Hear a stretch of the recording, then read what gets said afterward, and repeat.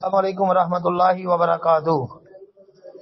جی یہ پوسٹ بھائی نے بھیجی ہے شب برات کی حقیقت۔ اچھا، روایت ہے علی رضی اللہ عنہ بیان کرتے ہیں کہ نبی علیہ السلام نے فرمایا جب نصف شعبان کی رات ہے تو اس رات کو قیام کرو اور دن کو روزہ رکھو۔ اس رات اللہ تعالیٰ سورج کے غروب ہوتے ہی پہلے آسمان پر نزول فرما لیتا ہے۔ یہ پوری روایت حوالہ ابن ماجہ کا دیا۔ جی ابن ماجہ کے اندر یہ روایت بالکل موجود ہے، 1388 نمبر پر حضرت علی رضی اللہ تعالیٰ عنہ بیان کرتے ہیں اذا کانت لیلۃ النصف من شعبان، یہ نبی اللہ کا بیان مرفوع انہوں نے بیان کیا ہے اس روایت میں کہ اذا کانت لیلۃ النصف من شعبان فقوموا لیلہا وصوموا نہارہا فإن اللہ ينزل فیہا لغروب الشمس الى سماء الدنیا او کما قال۔ اچھا، پورا ترجمہ اس کا جو حدیث کا ہے وہ یہ ہے کہ علی رضی اللہ عنہ بیان کرتے ہیں نبی اللہ نے فرمایا جب نصف شعبان کی رات آئے تو اس رات کو قیام کرو، دن کو روزہ رکھو۔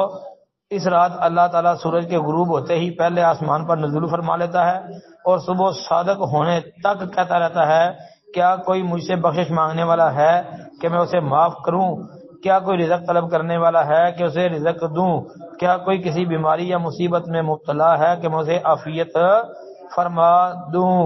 تو یہ یاد رکھیں، نصف شعبان کی رات آئے تو اس رات کو قیام کرو اور دن کو روزہ رکھو۔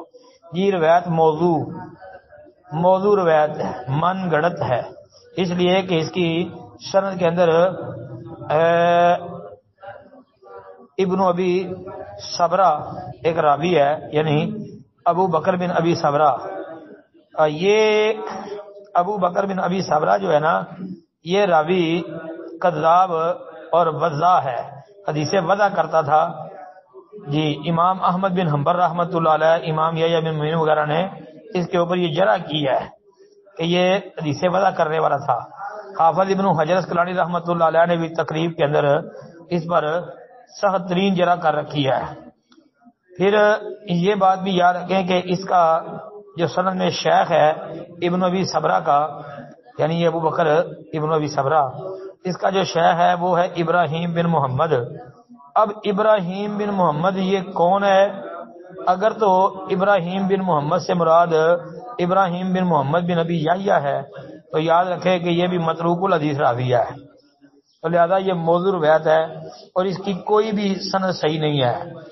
پھر یہاں دو باتیں مزید یاد رکھ لیں، ایک یہ کہ اس رات کی خاص فضیلت پر کوئی بھی روایت ثابت نہیں ہے، ایک بات۔ دوسری بات کہ اللہ پاک تو ہر رات، سال کے اندر جتنے دن ہیں اور جتنی راتیں ہیں، ان راتوں میں سے ہر رات اللہ آسمان دنیا پر تشریف لاتے ہیں روزانہ، اور آسمان دنیا پر آ کے اللہ تعالیٰ بخشش کا اعلان کرتے ہیں اور کہتے ہیں کوئی معافی مانگنے والا ہے، کوئی رزق مانگنے والا ہے، کوئی دعائیں مانگنے والا ہے۔ یہ تو ہر رات ہوتا ہے، صحیح بخاری کے اندر ہے۔ تو لیکن یہ خاص 15 شعبان کی جو رات ہے، اس بارے میں یہ روایت یا اس جیسی دوسری روایتیں ساری کی ساری ضعیف، موضوع، من گھڑت ہیں، کوئی ایک بھی ثابت نہیں ہے۔ السلام علیکم ورحمۃ اللہ۔